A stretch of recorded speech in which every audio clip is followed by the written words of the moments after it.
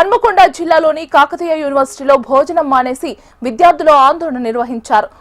ఉడకని అన్నం నీళ్ల చారుతో భోజనం పెడుతున్నారంటూ మెనూ పాటించడం లేదని ఆగ్రహం వ్యక్తం చేశారు. స్టూడెంట్స్ కు నాణ్యమైన భోజనం అందించడం లేదని, దీనికి యూనివర్సిటీ అధికారుల పర్యవేక్షణ లోపమని ఆరోపిస్తున్నారు. సమస్యలను అధికారుల దృష్టికి తీసుకెళ్తే బెదిరిస్తున్నారని స్టూడెంట్స్ చెబుతున్నారు.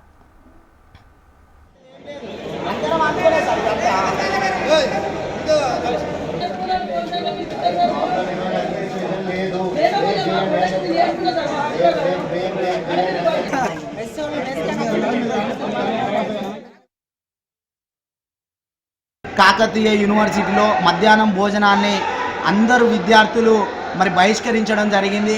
ఎందుకంటే సెప్టెంబర్ నెలలో కావచ్చు, ఆగస్ట్ నెలలో కావచ్చు మాకు కాకతీయ యూనివర్సిటీ హాలిడేస్ ఇవ్వడం జరిగింది. హాలిడేస్ ఇచ్చిన క్రమంలో నెలలో ఒక 15 రోజులు ఆగస్టులో, సెప్టెంబర్లో నెలలో ఒక 15 రోజులు మాత్రమే కాకతీయ యూనివర్సిటీ ఉండడం జరిగింది. ఆ 15 రోజులు, మిగతా 15 రోజులలో మేము మెస్లో అన్నం తినలేదు. అదేవిధంగా ఆ నెలకు సంబంధించినటువంటి మెస్ బిల్లు మాత్రం 2400 రావడాన్ని మేము తీవ్రంగా ఖండిస్తూ ఈరోజు విద్యార్థులమంతా కలిసి కాకతీయ యూనివర్సిటీలో మేము అధికారులను నిలదీయడం జరుగుతూ ఉన్నది, అడుగుతూ ఉన్నాము.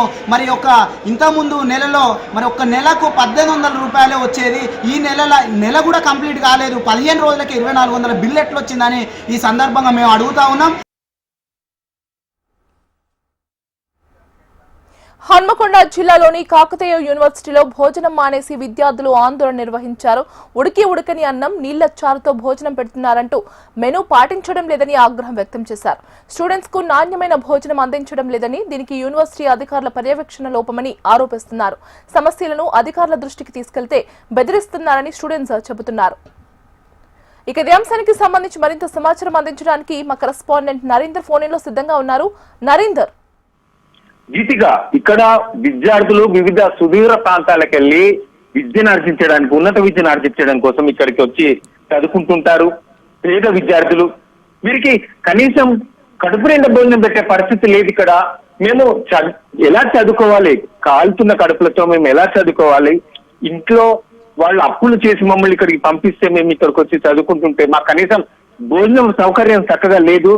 ఈ విషయాల మీద రిజిస్ట్రార్, వీసీ దృష్టి సారించాలి. డైరెక్టర్ ఎవరైతే ఉన్నారో అతను ఈ పూర్తిగా ఇక్కడ అక్రమాలు చేస్తున్నారు. హాలిడేస్ లో ఉన్న ఫలంగా వెళ్ళగొడతారు అన్నం పెట్టకుండా.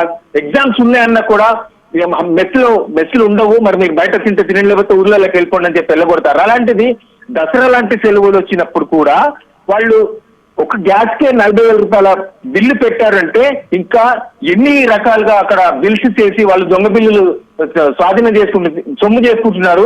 ఈ అక్రమాలు జరుగుతూ ఉన్నాయి ఇక్కడ అని చెప్పేసి నిలదీస్తే మా గొంతులు నొక్కే పరిస్థితి ఉంది. ఇక్కడ పోలీసులను వాళ్ళను వాడుకుంటూ మా పైకి ఉచిగొలుపుతున్నారు. మాకు తిండి పెట్టమని అడుగుతున్నాము. మేము ఉన్నత విద్యను ఆర్జించే విద్యార్థులము, మేము చిన్నపిల్లలం కూడా కాదు.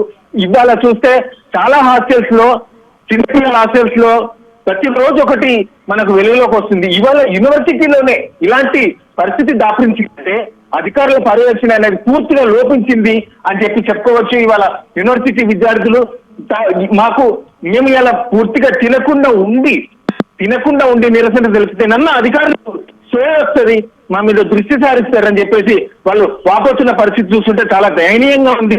చాలా నిరుపేద విద్యార్థులు ఎక్కడెక్కడికి వెళ్ళో తల్లిదండ్రులను వదిలేసి ఈ అధికారులు ఇక్కడున్న టీచర్లను నమ్ముకొని వీళ్ళే తల్లిదండ్రులు, వీళ్ళే గురువులు, మా ఉజ్వల భవిష్యత్తు ఉంటుందని చెప్పేసి యూనివర్సిటీలో ఆధారపడి ఇక్కడ చదువుకోవడానికి వచ్చిన వాళ్ళకి ఇక్కడున్న డైరెక్టర్ మాత్రం తిండి పెట్టే విషయం లోపల ఇలాంటి లాలుచీలు పడి వారి కడుపులు కొడుతున్నారని చెప్పేసి ఆవేదన, రోదన మిగులుతుంది.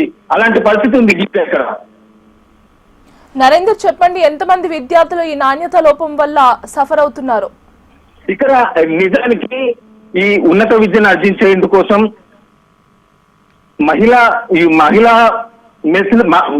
మహిళల హాస్టల్స్, పురుషుల హాస్టల్స్ వేరువేరుగా ఉంటాయి. సుమారుగా ఇక్కడ 1500 మంది అనుకుంటారు. వీరందరూ ఇవాళ ఒకరికొకరు ఏంట్రా ఇలా ఉంది అని చెప్పేసి వాళ్ళు బదులుకొని, అవును నేను కూడా కడుపు నిండలేదు, తినలేకపోయాను, ఇలా ఉంది, క్వాలిటీ లేదు అని అందరు కలిసి వాళ్ళ నిరసనకు దిగడం జరిగింది. గీతిక, అయితే దీని అంతటికీ కారణం అధికారుల పర్యవేక్షణ లోపమా నరేందర్? 100% అధికారుల పర్యవేక్షణ లోపమే. బీసీ రిజిస్ట్రార్లు దృష్టి సారించాలి. ఒక్కొక్క విభాగానికి సంబంధించిన డైరెక్టర్లు ఏం చేస్తున్నారు, మరి ఈ విద్యార్థులు విద్యను ఆర్జించే విషయం లోపల తిండికే ఎంత కష్టపడుతుంటే మరి మెచ్చలు ఎలా ఉన్నాయి, దాని ఏమున్నాయి, ఏం పోతున్నాయి, ఆ లెక్కలన్నీ కూడా చూసుకోవాల్సిన బాధ్యత వాళ్ళకు ఉంటది.